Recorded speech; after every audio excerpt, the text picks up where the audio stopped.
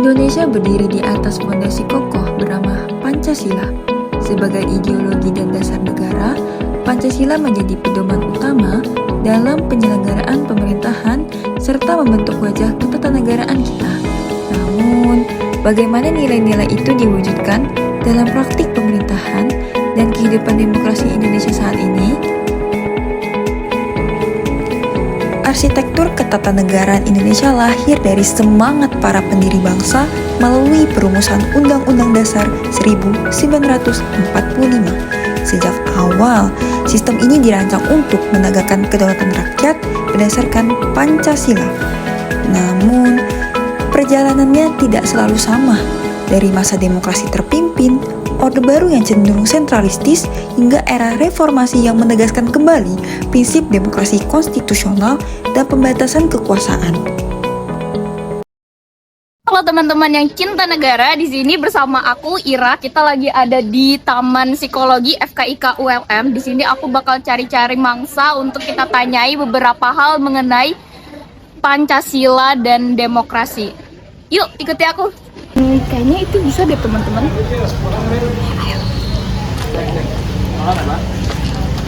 Halo kakak, kakak boleh minta waktunya dulu bentar nggak kak? Lama nggak? Bentar aja sih kak. Ya sih. Aku mau nanya nih kak, buat hari ini kira-kira menurut kakak sukses itu apa sih kak? Sukses itu adalah saat kita berhasil mendapatkan apa yang kita inginkan, apa yang kita impikan, dan apa yang kita bayangkan akan kita hidup di masa itulah. Ya udah. Tapi menurut kakak kesuksesan itu dipengaruhi nggak sih kak sama demokrasi dan keadaan negara kakak sendiri? Aku dulu pikirnya enggak, tapi sekarang tetap enggak sih, masih berpengaruh. Suksesan kita dipengaruhi sama demokrasi kita, bagaimana negara gini, gimana kita bisa sukses kalau negaranya aja hancur-hancuran. Waduh, jawaban yang benar-benar berisiko ya teman-teman. Kalau gitu kita bakalan ukur bagaimana pemahaman kakak mengenai demokrasi. Aku ada 6 pertanyaan buat kakak yang perlu kakak jawab nih kak. Apakah kakak siap? Siap. Baik, pertanyaan pertama, kalau mendengar istilah demokrasi konstitusional, apa sih yang terlintas di pikiran kakak? Yang terlintas di pikiran aku sih, demokrasi konstitusional adalah sistem demokrasi yang berlandaskan hukum dan konstitusi. Kalian dengar gak jawabannya teman-teman? Kalian nilai ya, benar atau enggaknya? Kita lanjut ke pertanyaan kedua.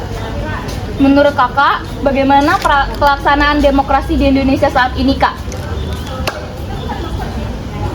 Bagus banget, sumpah bagus banget. Bagusnya gimana tuh kak? Bagusnya ya, saking bagusnya banyak yang iri gitu, jadi buzzer gitu. Wah, kalau gitu kakak ngerasa kalau suara rakyat saat ini tuh benar-benar didengar pemerintah nggak kak? Untuk sekarang ya, kurang ya.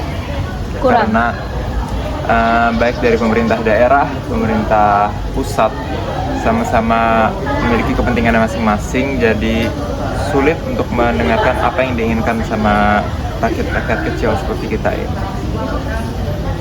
Kalau gitu sebagai mahasiswa nih kak, apa sih peran kita dalam menjaga demokrasi yang sehat? Peran kita sebagai mahasiswa adalah tetap berpikir kritis dan bisa membedakan yang mana yang baik dan yang mana yang benar. Jangan sebarin hoax, jangan sebarin ujaran kebencian, dan tetap semangat. Dan jangan jadi buzzer. Terus pertanyaan terakhir kak, dalam kehidupan sehari-hari gimana kakak ikut berpartisipasi dalam kegiatan yang mencerminkan semangat demokrasi baik di kampus maupun di masyarakat kak?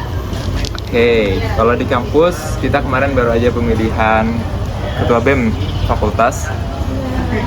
Nah, itu salah satu cara kita menjalankan demokrasi di lingkungan kampus. Untuk di lingkungan masyarakat, selain kita nyoblos wali kota, gubernur, dan presiden, dan legislatif lainnya, kita juga bisa menyuarakan seperti yang kemarin ada kasus kejanggalan di pemilihan itu ya kita suarakan yang mana yang menurut kita salah dan kita dukung yang mana menurut kita benar. Terima kasih, itu aja sih. Wah, bagus banget ya teman-teman jawabannya. Kalian nilai bagaimana sih rating dari 1 sampai 10 jawaban dari Kak. Siapa tadi Kak namanya? Agung. Oh, Kak Agung, bagaimana ya teman-teman? Sepertinya Kak Agung ini ciri-ciri orang yang akan sukses karena negaranya juga ikut sukses. Iya dong. Ya, mantap sekali. Terima kasih Kak. Demokrasi konstitusional adalah sistem pemerintahan di mana kekuasaan rakyat dijalankan berdasarkan konstitusi, yaitu Undang-Undang Dasar 1945. Dalam sistem ini, tidak ada kekuasaan yang absolut karena semua lembaga negara saling mengawasi dan diatur oleh hukum. Indonesia menerapkan demokrasi konstitusional dengan prinsip checks and balance antara lembaga eksekutif, legislatif, dan yudikatif. Presiden, DPR, dan lembaga peradilan memiliki kewenangan masing-masing yang dijalankan sesuai konstitusi. Nilai-nilai Pancasila juga menjadi pedoman moral dalam pelaksanaan demokrasi.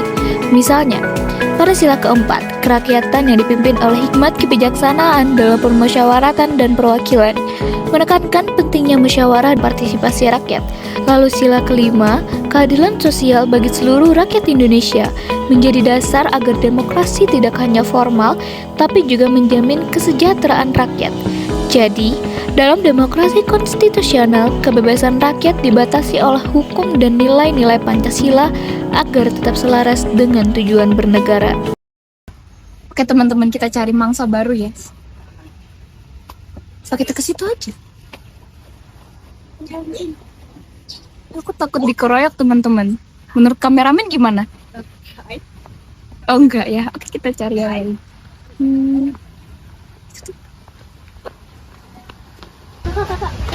Kak, boleh minta waktunya sebentar nggak Kak? Boleh.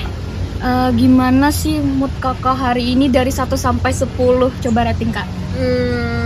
7.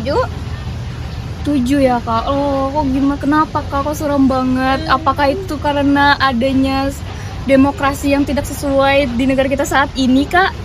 Gimana ya? Topiknya agak berat ya. Wah, aku sebenarnya mau mengajukan beberapa pertanyaan nih Kak mengenai demokrasi dan sistem pemerintahan. Kira-kira Kakak mau jawab gak? Boleh ngomong dulu. Ya udah, pertanyaan yang pertama. Menurut Kakak, apa sih yang dimaksud dengan arsitektur ketatanegaraan Indonesia?